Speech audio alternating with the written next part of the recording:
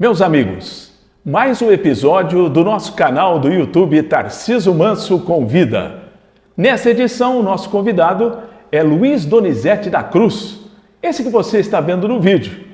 Mas se a gente falar esse nome, ninguém sabe. Esse é o Ratinho. Ratinho, não é isso, Ratinho? Isso. Está firme e forte com a gente, tem 60 anos de idade, natural da simpática estância de Nuporanga, tem 2 irmãos. A primeira pergunta objetiva, primeiro cumprimentá-lo, obrigado por estar presente aqui conosco no nosso canal, Ratinho. Oi, Tarciso, eu que agradeço pela oportunidade, sabe quanto eu estou contente de estar aqui ao teu lado. Na sua casa, quando criança, o seu pai e sua mãe chamavam de que nome? Luiz Donizete, Donizete, Luiz? Não, era Zetinho, né? Porque Zetinho. O meu Donizete veio do Padre Donizete, né? Que hoje é quase santo, e ele faleceu em 61, então eu sou da geração Donizete. E agora o apelido Ratinho, natural pela sua semelhança com o comunicador do SBT, e veio de quem? Quem que jogou esse apelido aí para você? O Ratinho na época começou a... Eu conheci o programa do Ratinho no Paraná, lá em Apucarana, na década de 80, tive a felicidade de ver a audiência que aquele homem tinha, né? Mas eu tenho uma pequena semelhança com ele, só que eu não sou esbojado igual ele não, eu sou tímido, viu, Tarciso? Agora, para que o amigo que acompanha essa nossa edição conheça, é importante que a gente situe, porque hoje todo mundo conhece o Ratinho pela Tecilândia e agora como chefe do cemitério. Mas antes da sua trajetória, você nasceu no Nuporanga, com que idade você veio para Orlândia e qual foi o seu primeiro emprego? Eu vim para Orlândia com 19 anos de idade, bem garoto ainda. Eu ingressei nas Casas Pernambucanas, que é uma instituição que eu devo muito, porque na época as Pernambucanas era aquele regime militar, né? E as Pernambucanas tinham aquele sobrenome Arthur Lumley, mas ela hoje é uma empresa brasileira. E aquele regime militar, hoje eu devo muito às Casas Pernambucanas, que me ajudou a criar com a seriedade que tinha as Casas Pernambucanas. Naquela época, Casas Pernambucanas era pulverizada em cidades, inclusive de porte pequeno. Parece que hoje a pegada mudou um pouco, basicamente cidades de porte médio e grande, né, o grupo? Houve a necessidade, né, o mercado exigiu isso. As Pernambucanas tinham uma cultura de abrir em todo quanto é cidade. Hoje ela enxugou, devido ao comércio ser transferido para os grandes centros e em shoppings, né, principalmente. Você chegou com 20 anos, como você disse, foi funcionário das Casas Pernambucanas durante quanto tempo, Ratinho? Eu fui por 13 anos. Eu entrei nas Pernambucanas na época de cobrador. Eu fui selecionado para vir para cá porque na época ninguém queria trabalhar nessa profissão. Eu tive sorte, me dei bem, trabalhei apenas 6 meses na cobrança e depois passei para vendas. Para que os mais jovens se recordem, né? A minha geração sabe muito bem onde foi as Casas Pernambucanas. É ali na Praça Manuel Furtado, cruzamento da Rua 2 com 2, Avenida 4, é isso? Avenida 4. Hoje lá tem uma empresa que é Max Biju, né? Na época era bijuterias, né? Hoje vende praticamente de tudo naquele espaço hoje, né? Que foi durante muitos anos Casas Pernambucanas. Depois que você saiu das Casas Pernambucanas, você virou o empresário, o comerciante aqui em Orlândia, na empresa Tecilândia, não é isso? Isso. Explica alguma coisa, quanto tempo durou a empresa? A empresa ficou ali por 25 anos e eu trabalhei nas Pernambucanas 13 anos, aí depois montei o comércio. Aí em 2017, a convite do prefeito Vado, eu fui para o cemitério. Então, a sua relação com o cemitério começou ainda na época da gestão do prefeito Vado, né? Do prefeito Vado. Eu fui para lá no dia 20 de julho de 2017. Já na condição de chefe do cemitério? Sim, eu falei que em 2017 eu fui para o cemitério. Eu fui trabalhar no cemitério, né, Tarciso? Mas mais cedo ou mais tarde nós vamos, né, Ratinho? Eu vejo um meme nas redes sociais, quando o pessoal quer brincar, coloca você, tô te esperando, com a cara. Você sabe desse meme, não sabe? Sei, às vezes as pessoas mandam para mim, né? Mas na realidade não sou eu que faço aquilo, eu nem tenho capacidade de fazer aquilo, isso é coisa de jovem.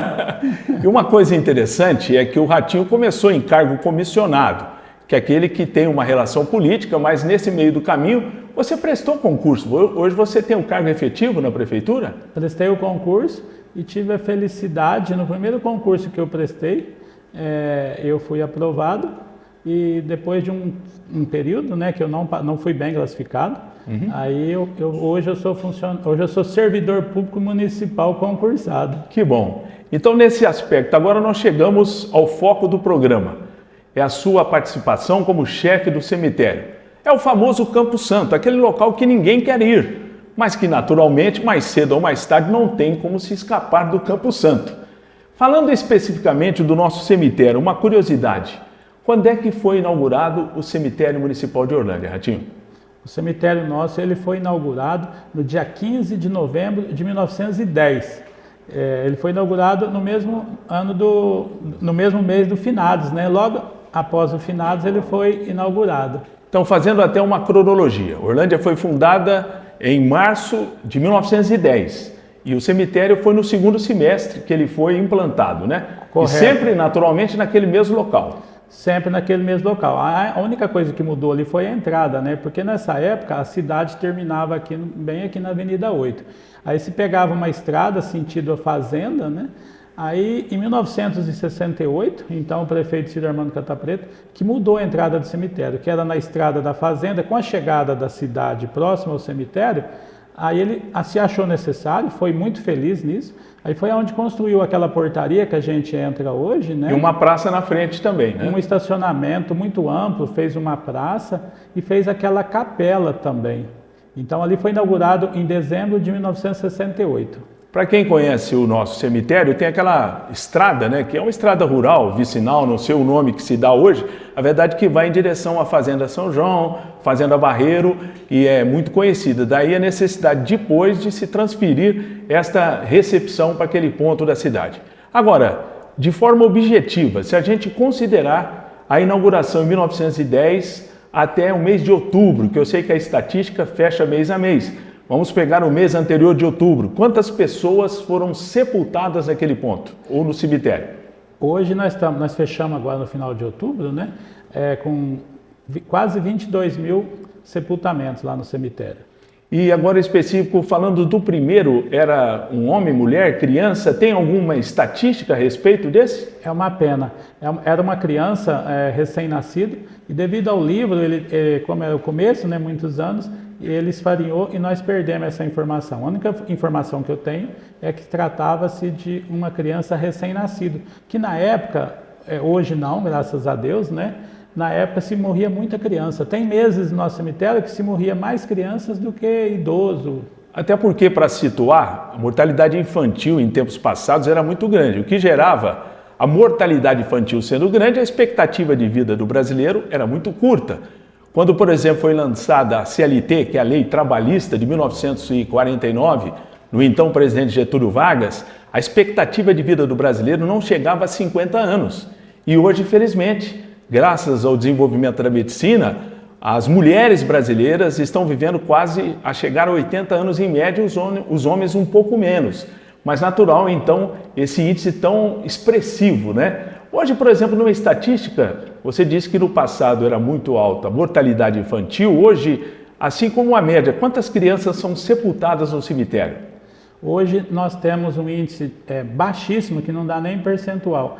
Por ano, hoje o nosso cemitério, ele sepulta na faixa de 350 pessoas e esse índice de mortalidade infantil não chega a 10 crianças recém-nascidas, que a gente chama lá de natimorto, vamos por 10 por ano. Graças a Deus é muito baixo. Felizmente é muito baixo, né? Significa que essa situação mudou. E naturalmente também os casais passaram a ter menos filhos, né? Então uma coisa acaba sendo consequência do outro. Nesse raciocínio, quantos túmulos nós temos hoje implantados naquele ponto? Aproximadamente 4.600 túmulos. Voltar um pouquinho atrás do pessoal sepultado, esse pessoal antigo, né? O pessoal antigo aí, que gostava de sentar na praça e apostava que na cidade tinha mais morto do que vivo. Não é verdade. Hoje nós temos metade das pessoas mortas do que vivas, né? Hoje vivo nós temos 40 e morto um pouquinho mais de 20. Né? Essa é uma brincadeira corrente aí nos bancos, principalmente de aposentados, é assim que funciona? Eles gostam de... Eu sei porque esse negócio de aposentado e o pessoal de uma idade mais avançada, eu me lembro bem do meu pai, que todos os dias, quando ele me encontrava, ele perguntava quem morreu. E todas as vezes eu falava o nome, que idade que ele tinha.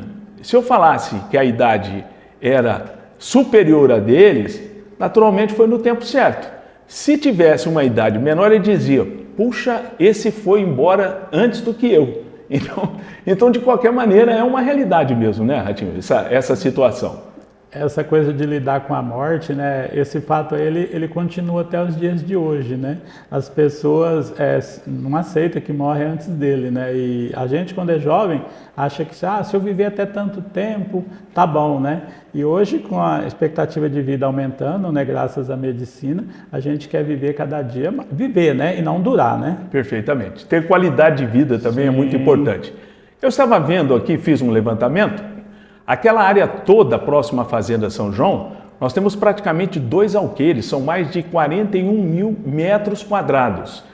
Você tem uma informação de quantos módulos foram implantados? Tinha a base inicial e depois foi feita a expansão. Há espaço para que nós tenhamos a expansão para 20, 30, 40 anos? Espaço físico para isso? Tem algum impedimento nesse sentido ou não?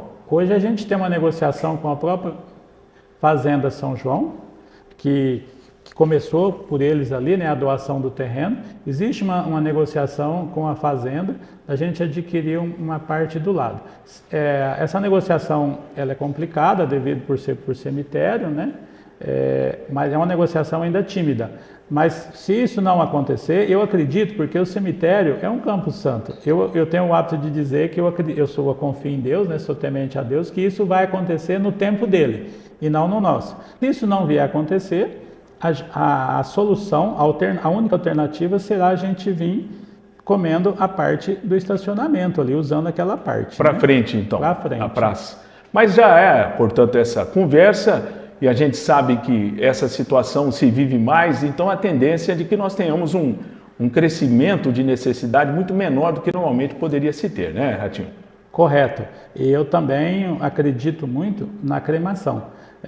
Hoje na nossa cidade ela vem acontecendo ainda muito tímida.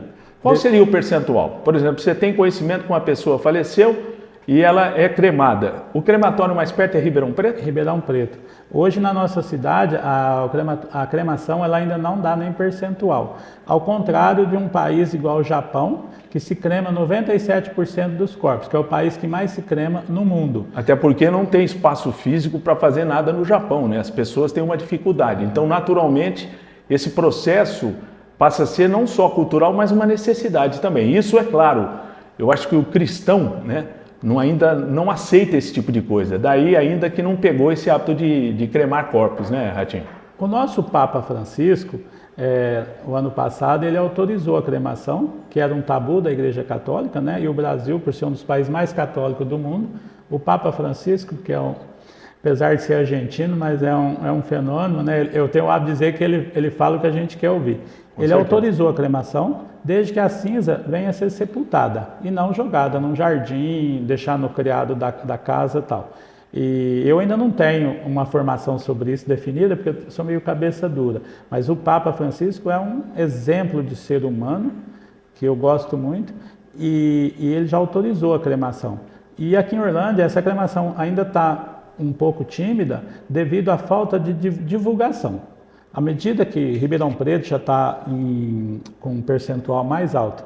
E essa cremação vai ajudar muito também a economizar no cemitério. Com certeza. Vamos dar apenas um tempinho para lembrar a você. Você tem aí o código QR Code no seu vídeo.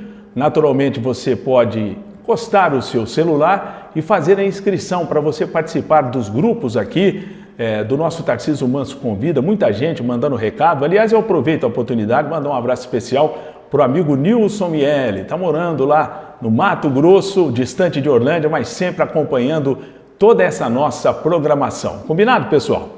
Ratinho, você falou em cremação. É natural, portanto, da cultura, a pessoa crema, ela não é obrigada a fazer o sepultamento, a partir da cremação fica liberado a utilização ou a guarda dessa cinza da melhor forma que a pessoa entender? Fica liberado. O Papa, quando começou a cremação, existe uma cultura das pessoas jogarem no mar, jogar no jardim, ou guardar no criado mudo, ali do lado do outro que está vivo, né? E o Papa não. O Papa, ele liberou a cremação, a nós católicos, né, no qual eu faço parte do catolicismo. Ele liberou a cremação, mas ele colocou uma restrição que essa cinza venha a ser sepultada. Seria uma forma, ou pelo menos um posicionamento, ainda que intermediário, da própria igreja. Falando agora em detalhes específicos do nosso cemitério. Por exemplo, que tipo de túmulos nós temos lá? Eu fico imaginando aqueles túmulos mais antigos, maiores, existem setores, como é que chama aquilo que é individual, de cada um onde você coloca a urna funerária. Você tem as gavetas, não é essa expressão? Então, o corpo de uma família, ou então, por exemplo, um túmulo de uma família, quanto tempo pode ficar dentro do caixão? E quanto tempo é necessário para você transformar aquele caixão num reservatório da própria cinza daquele que está ali naquele ponto? Esse período para a gente estar refazendo a exumação e reaproveitando aquela gaveta, ele já foi de 8 anos. Aí baixou para 5, aqui em Orlândia hoje é 3 anos. Na época da pandemia, Campinas, devido à dificuldade, falta de cemitério, eles abaixaram um decreto, baixando para 2 anos. Aqui em Orlândia hoje são 3 anos para que seja feita a exumação e colocado um outro corpo no local. E aproveitando já na sua pergunta, o cemitério, que começou em 1910, até 1975, meados de 75, os corpos eram sepultados no chão. Existia aquela cultura que tinha que sepultar no chão, né? E em 75, aqui no nosso cemitério, já começou a construção de gavetas. Aí deixou aquela carneira no chão e começou a se fazer túmulo, que deram o nome de jazigo, de 1, 2, 3 e até 6 gavetas. É o máximo que tem de gaveta dentro quando você vê aquela estrutura montada. Agora, o indigente, aquela pessoa que não se tem a identificação dele, de que maneira vocês fazem o sepultamento, se é que já aconteceu durante a sua participação lá no cemitério? E esse corpo que fica lá sepultado, ele também segue aquela tolerância ou a espera de 3 anos para seja retirado o que sobrou nesse sepultamento, Ratinho? Sim, na minha, eu já estou lá, vai fazer 7 anos, já aconteceram vários sepultamentos de pessoas desconhecidas, né? Esse corpo, isso existe uma lei federal, né, que a gente tem o hábito de dizer, ninguém fica sem ser enterrado, né? E realmente lá no cemitério tem que se dar uma solução. Faleceu uma pessoa dentro do nosso município, mesmo que ele tenha documento ou não, se ele tiver documento, ele vai ser sepultado com nome. Se esse andarilho, aí o indigente, não tiver nome, aí é respeitado um período de 3 a 4 dias, leva-se para a Franca, coloca na geladeira para aparecer. Há poucos dias mesmo. Um parente. Há poucos dias mesmo, no apagar das luzes, a gente já tinha preparado para fazer o sepultamento, apareceu a família. Que bom, né? Então, esse pessoal hoje que fala indigente, lá para nós a gente fala desconhecido, ele é sepultado, fica lá por período de 3 anos, num túmulo da prefeitura, é uma lei federal, a prefeitura arca com o funeral dele, a prefeitura empresta o túmulo para ele por 3 anos, aí depois, na medida que se faz necessário, esse corpo é exumado e é guardado os restos mortais dele. É uma forma de ter dignidade, respeitar, né, a dignidade dessa pessoa, porque por uma contingência tem um outro estilo de vida e naturalmente a prefeitura tem. No caso aqui de pessoas carentes, a prefeitura também ajuda nesse processo de sepultamento? Sim, esse sepultamento de pessoas carentes, ele acontece todos os meses. A prefeitura, ela paga o funeral e empresta o jazigo para a família. Não tem, é só ele ir lá na promoção social, preencher o cadastro lá. Isso é feito com bastante frequência no nosso município. Agora, uma curiosidade, eu tomei conhecimento que tem uma capela dentro do cemitério e nessa capela estão depositadas as cinzas do padre Francisco Dueñas. Com esse sobrenome, deve ser descendente de espanhol na época, 1950. Ele foi padre em Orlândia por 9 anos. Quando é que foi depositado ou foram depositadas essas cinzas? Coincidiu com a implantação da capela, Ratinho? Ele é um padre, né, que trabalhou aqui em Orlândia por vários anos e ele era muito querido. E ele, a pedido dele, ele foi cremado e ele pediu que a cinza dele fosse sepultada na capela. Você vê, na época, né, já era uma pessoa estilo europeu, né, já era devoto da cremação. Então lá na capela tem, portanto, as cinzas do padre Dueñas, que serviu aqui em Orlândia nos anos 50. Sim, ele trabalhou aqui e é comum as pessoas ir lá visitar a cinza dele, pessoas que ele fez casamento, fez batizado. Ele era uma pessoa muito querida aqui em Orlândia na época. Uma pergunta bem objetiva e até descontraída. É verdade ou é mito uma história de que um dia, ou duas ou uma pessoa, acabaram ficando presos no cemitério na hora de fechar o portão? Que hora que fecha o portão lá no cemitério? O cemitério de Orlândia hoje ele trabalha das 7 às 17 horas, todos os dias da semana, do mês e do ano. Lá não tem Natal, não tem Ano Novo. Mas alguém chegou no cemitério e foi surpreendido que tinha uma pessoa que de maneira forçada teve que dormir no cemitério, Ratinho? Eu acredito que tem, mas o povo antigo tinha muita lenda, né? Hoje, eu por estar lá no cemitério, quando vou fechar o cemitério, normalmente sou eu que fico por último para fechar, eu tomo... Lá não tem sirene não, né? Para poder dizer, como não é empresa que vai fechar. Não tem, mas eu tomo cuidado, porque eu sei que eu tenho medo de altura. Eu vou no cemitério à noite, às vezes tem que dar um remédio para um cachorro ou fazer um sepultamento à noite. Eu nunca vi nada de anormal e peço a Deus para que não veja. Mas eu respeito quem tem medo. Eu tenho medo de altura. Agora, eu tenho uma coisa que... Mas de morto você não tem medo? Graças a Deus, não. Por enquanto, não? Por enquanto, não. Essa é interessante. A gente brinca, mas é uma situação que pode acontecer, né? Não de você encontrar um morto, mas normalmente confundir algum sinal, alguma coisa que a pessoa possa imaginar que tem algum espírito passeando pelo próprio cemitério, né? Tarcísio, é impressionante como que existe pessoas com medo ainda nessa nossa... Vamos falar da nossa cidade. Quase todos os dias as pessoas me procuram para falar que ele estava passando perto da torneira, né? A torneira abriu sozinho, que tem alguém seguindo ele. Aí eu pergunto, ele está vindo pelo caminho ou ele está vindo em linha reta por cima dos túmulos? Não, ele está vindo por cima dos túmulos, né? Aí eu já sei que é o medo, né? Que é a antiga assombração. Verdade. Tem um nome aqui que eu anotei, Ambrosina de Paula, túmulo mais visitado. O que seria esse fenômeno se realmente o túmulo de Ambrosina de Paula existe e é o mais visitado no cemitério? Sim, ele é o nosso túmulo religioso, né? E no qual eu respeito, porque eu acompanho ao longo desse tempo, eu sou testemunha que eu acompanho, já acompanhei várias pessoas que conseguem graças. Ambrosina de Paula é um nome fictício lá, devido à profissão dela no passado, a gente chegou à conclusão que fosse um nome de guerra. Não tem ninguém sepultado no cemitério com esse nome. Não tem? Não. Ela faleceu, pelas informações que a gente teve, ela faleceu em meados de 1945. E diz a lenda que ela era tipo cafetina ou prostituta, e dizem que ela morreu queimada. E como essa profissão na época era muito preconceituosa, os vizinhos, diz que os maridos até viu ela se queimando, mas não pôde socorrer, porque senão a mulher batia no cara. Mas ela tem, esse túmulo fica onde? Naquela entrada ali da Fazenda São João, naquele ponto, ou ele não é tão antigo assim? Ele é antigo, ele era onde é a capela. Aí em 1968, quando foi construir a capela, aqueles túmulos que estavam no local onde era a capela, eles foram remanejados aqui para a entrada. O túmulo da Ambrosina de Paula é logo hoje na entrada do cemitério, e hoje ele foi reformado, ele tem granito, tudo. Ele está sempre com flores, que as pessoas que pedem normalmente voltam para agradecer. Hoje o túmulo da Ambrosina ele é visitado em média por 25 pessoas ao dia. E ele é com granito, eu sei a pessoa que reformou, que ela conseguiu uma graça muito forte, e ela reformou. É uma pessoa simples, guardou o dinheiro por vários anos e fez o embelezamento do túmulo da Ambrosina.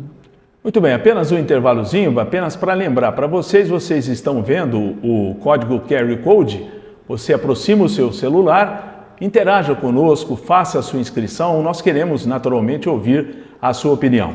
Partimos agora para o bloco final desse bate-papo interessante com Luiz Donizete da Cruz, nosso querido Ratinho. Tempos difíceis da Covid, né? 2 anos realmente que mexeram com a cabeça de todos. Qual foi o estresse que aquilo causava e o pior, né? O familiar não podia se despedir daquele ente. Como é que foi conviver com isso? Absolutamente estressante, né? Não só pela cena dos familiares, mas também por próprio risco, que não se sabia se contaminava ou não. Qual foi o procedimento e os cuidados que vocês tomaram e aquilo que marcou mais vocês durante esse período todo? Bem lembrado, Tarcísio. A época da Covid era uma doença nova, ninguém tinha essa informação, o médico dava um remédio, depois falava que não era, e as mortes foi acontecendo. E na cidade pequena, Orlândia, né, devido à minha profissão, a gente conhece boa parte da população. O atendimento de um falecimento já é uma coisa difícil.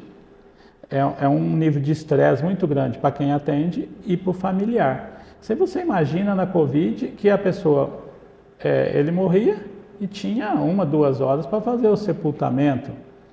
E a gente conseguiu, hoje, através da igreja, a gente fazia sepultamento, a gente tinha que alinhar a funerária, o cemitério, a família e um rezador. A gente fala rezador, né? O nome correto hoje para se benzer um defunto é Ezequias. Sempre tive alguém que fazia uma oração ali. Nós não sepultamos ninguém sem a oração. Eu acredito no poder da oração e as pessoas que a gente foi aprendendo ao longo do tempo, aí a gente tinha que trocar de roupa, se paramentar. Foi um nível de estresse muito grande e hoje, depois que passou, a gente vê o quanto a doença amadurece a gente. Se a intenção de Deus era fazer com que hoje a gente se fosse uma pessoa melhor, eu sou testemunha disso. Eu sofri, foi estressante, a gente não tinha que chegar em casa, tinha que deixar a roupa para fora, não tinha horário de comer, era à noite.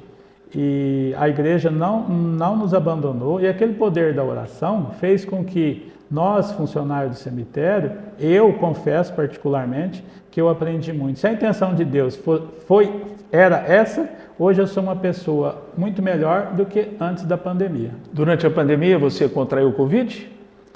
Eu contraí depois, com a graça de Deus, eu já tinha tomado a 3ª dose. Aí eu não tive sintomas. Isso é impressionante, até que prova, né, que de uma certa forma Deus estava protegendo. E a sua equipe, alguém pegou Covid, chegou a falecer, alguma coisa desse tipo? Não, da nossa equipe não. E da nossa equipe que pegou Covid foi só eu.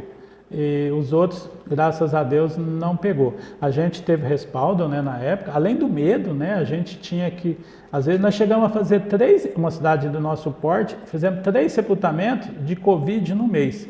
Nós tivemos, no mês de junho de 2018, nós tivemos 28 sepultamentos com Covid e 20 sepultamento normal. Se morria mais de Covid do que de morte, assim, daquelas que teria que morrer. A Covid realmente ela levou pessoas, muitos amigos nossos que antes da hora a gente fala, né? Com certeza. Vamos dar uma respirada no assunto e na reta final. É algo que me chama a atenção, é o jeito da comunidade ficar sabendo que alguém morreu. Tempos atrás, o jornal Estado de São Paulo, para grandes cidades, tinha um pacote de obituários que chama. Tinha a relação completa das pessoas, isso em cidade grande. Cidade média também tinha um recurso de jornal, e cidade pequena não tinha esse recurso, algumas não tinham sequer rádio. E eu me recordo bem, não aqui em Orlândia, mas eu conheço cidades que até hoje, cidades pequenas que têm um alto-falante na igreja católica e anuncia nota de falecimento, comunicamos o falecimento de fulano de tal, ocorrido tal, o sepultamento será no dia tal, o velório também na hora tal. Depois, né, a gente tem também outras cidades que tem um carro volante e geralmente com aquela música do silêncio, aquele hino típico, né, que se toca quando alguém falece, aquela história toda, é o mesmo pique também. Aqui em Orlândia, por muito tempo as rádios foram importantes e continuam a ser, né? Mas a dinâmica de novas formas de comunicação gerou um fato bastante interessante e que acabou se transformando na lousa do ratinho. Explica para nós como surgiu essa ideia, né, que você teve no sentido de que fossem publicados esses falecimentos e que anda muito fácil através do WhatsApp e, por consequência, também outros sites acabam reproduzindo aquilo que é elaborado a partir das suas informações, Ratinho. Exatamente. Hoje nós temos o Zap, que eu vou te explicar, que você é um dos padrinhos dessa lousa, né? Por quê? Meio sem querer, eu vou te explicar como que aconteceu, né?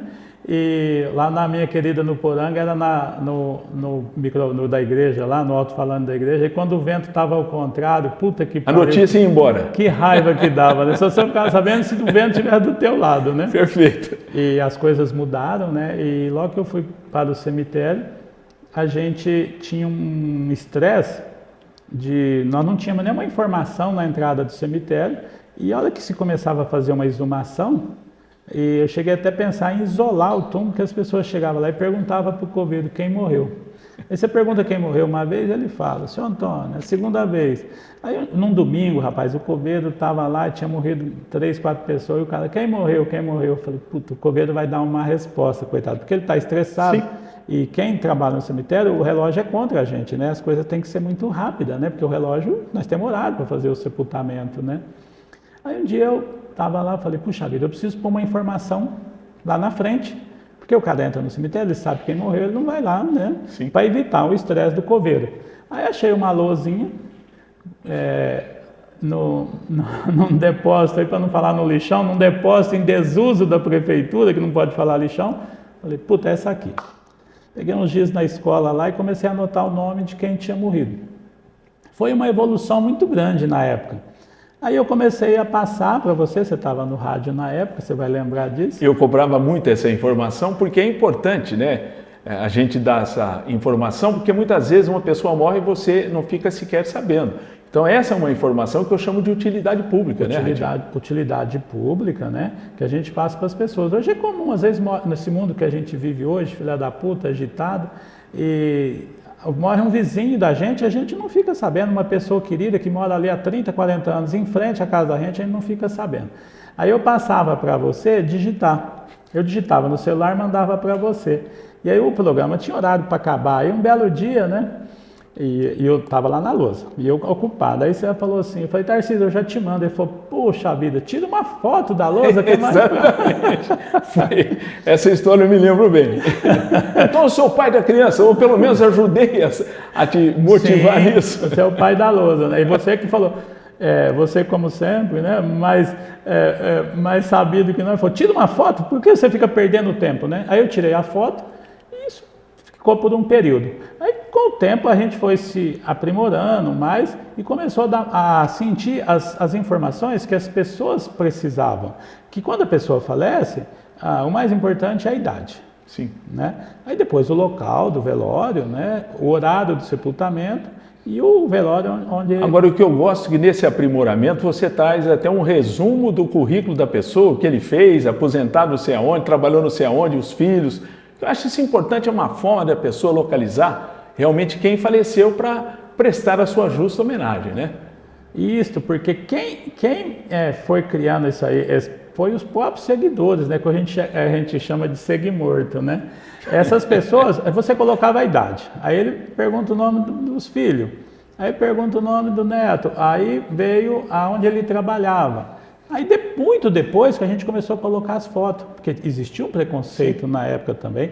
Hoje, para se fazer uma nota de falecimento, ainda é necessário autorização da família. Não Quer dizer, toda pessoa que vai ao cemitério, você pergunta se pode divulgar. Sim. Esse é o critério. Sim. Perfeito. Se ele falar não, não divulga. Hoje, graças a essa informação, as pessoas quando chegam para marcar um sepultamento, ele já chega munido com foto, com informação. Hoje a gente coloca o nome completo, a idade, aonde a pessoa mora, aonde a pessoa trabalhava, se é aposentado, o nome da esposa, se era viúvo. Facilitou muito. Hoje é difícil, como diz você, é difícil escapar que a gente não consegue identificar. E essa informação, ela foi muito importante para a população. Agora, você tem uma ideia de quantas pessoas recebem essas mensagens? Porque hoje outros sites estão, baseados na sua informação, reproduzindo. Você já chegou a ter uma noção disso? Tenho sim. Vou chegar em você de novo, porque eu falo que você é meu padrinho.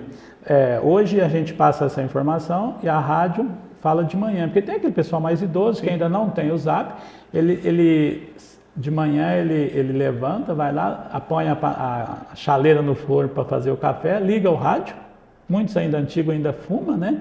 E ele quer saber a informação de quem morreu. A nota de falecimento ainda ela tem uma audiência muito grande. E nós hoje que temos o Zap, na época eu era retransmitido em grupo. Sim. Eu vou te falar uma coisa agora, você vai lembrar que quem criou a minha primeira linha de transmissão foi você também. Tá? Na verdade, tudo isso era para facilitar que a notícia andasse, porque quem é homem de comunicação como eu, que nasci praticamente dentro de uma rádio, a gente sabe da importância da forma mais ágil de que essa comunicação também possa ser encaminhada adiante. Agora, Ratinho, uma coisa que me chama a atenção é a difícil missão sua que aconteceu há pouco mais de um ano, quando você teve que anunciar o falecimento da sua esposa. Como é que foi essa situação para você? Foi um choque muito grande, porque ela faleceu às 18h30, né? E eu tinha falado com ela às 18h09, que uma amiga da minha filha ia jantar lá em casa. E ela sempre uma pessoa alegre, minha esposa era uma pessoa alegre, eu fiquei casado com ela há 28 anos, fora namoro. Maria Estela. Maria Estela. Ela teve um infarto fulminante, não sofreu, né? E eu falei com ela às 18h09, ela faleceu de infarto fulminante às 18h30. E era uma pessoa alegre, e uma amiga da minha filha ia jantar lá em casa, e elas iam fazer uma carne lá, um vinagrete, e é uma pessoa muito alegre. Aí isso realmente aconteceu. A menina que trabalhava comigo lá no cemitério, a Clariana, que fez para mim.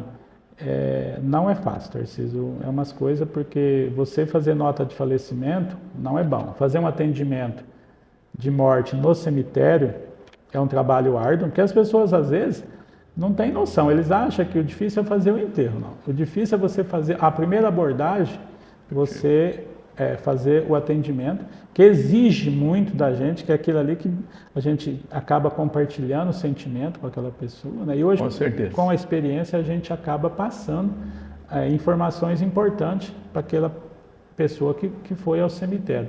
Foi um dia muito triste para mim, depois no outro dia o velório, né? Mas já está tudo superado e você sabe, natural, que é um ciclo da vida, infelizmente. Só que Deus antecipou um pouco daquilo que você poderia imaginar, né, Ratinho? Mas é um período difícil. Eu, por mais que eu seja cristão, né, ainda faço, sempre a gente fala assim, a gente vai lá falar com o padre. A minha filha, além de falar com o padre, ela ainda faz um tratamento na psicóloga, né? Ela é solteira e ela é muito apegada na mãe. Realmente é muito difícil. Agora, no encerramento desse programa, eu gostaria de prestar uma homenagem a você. Você sabe que eu o admiro, né, como companheiro, como uma pessoa que sempre eu tive um relacionamento muito bom, desde os tempos aí das casas pernambucanas, e eu posso dizer a você que você tem sido uma figura importante na vida das pessoas que perdem um ente querido. Todas as pessoas que eu converso, sempre elas elogiam a forma com que você as atende no momento de dor. Quando tem algum problema, você faz até coisas que não seriam da sua própria atribuição, no sentido de que aquele momento difícil das pessoas possa ser amenizado, a dor seja amenizada. Então, Ratinho, receba da minha parte, do nosso canal, o reconhecimento, e eu tenho certeza absoluta que a cidade de Orlândia sabe reconhecer esse seu trabalho no comando do cemitério municipal. E gostaria de deixar você à vontade, olhe para aquela câmera agora, faça uma mensagem especial para as pessoas que acompanham o seu trabalho e dê uma mensagem no encerramento da sua participação aqui comigo. Tarcísio, eu agradeço demais a sua confiança, né? Nós dois somos amigos há vários anos, era amigo do teu pai, da tua mãe. E em relação ao cemitério, hoje eu me sinto uma pessoa bastante realizada. Eu peguei um cemitério num período que as pessoas eram muito machistas, não se colocava nome de mulher. Eles colocavam a mulher de fulano, a sogra de fulano. E hoje, devido às dificuldades, eu tive que me aprimorar no cemitério e eu tenho toda a certeza do mundo, tenho confiança, que eu vou deixar o cemitério de Orlândia um pouco melhor do que eu peguei. Não em relação ao atendimento. Em relação ao atendimento, eu acredito que outros poderão dar continuidade. Em relação a deixar o cemitério com melhor informação, informatizado. Hoje o cemitério de Orlândia, ele tem acessibilidade, que a gente não para de investir em acessibilidade. Pessoas que eu converso na rua, eu fui no cemitério e não encontrei o túmulo de fulano. Isso me deixa triste. Hoje isso raramente acontece na nossa administração. Não vou no cemitério porque não tem como eu ir. Hoje tem cadeira de roda, tem rampas. Hoje o cemitério de Orlândia, ele aumentou a visitação devido à facilidade que proporcionou às pessoas. Então, eu me sinto muito agradecido pelas suas palavras e tenho certeza que o dia que eu deixar o cemitério, eu vou deixar ele um pouco melhor do que eu peguei. Muito bem, está aí, portanto, meus amigos, trouxemos Luiz Donizete Cruz, o nosso querido Ratinho, responsável, chefe do cemitério local. Um assunto totalmente diferente, mas que é importante, a gente tem que ter informação de vários segmentos e, aliás, uma entrevista como essa registra para você e confirma o compromisso do nosso canal do YouTube Tarcísio Manso Convida. atualizando sempre e passando pela história da nossa querida Orlândia.